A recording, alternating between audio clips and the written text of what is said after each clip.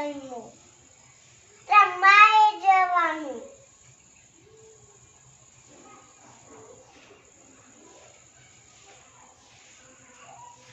सब्जी रोटली खाना पड़ेगा तो तीखी लगती है सब्जी रोटली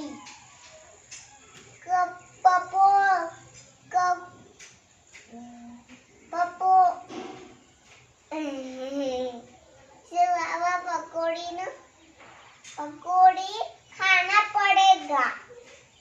पकोड़ी तीखी तीखी खाना पड़ेगा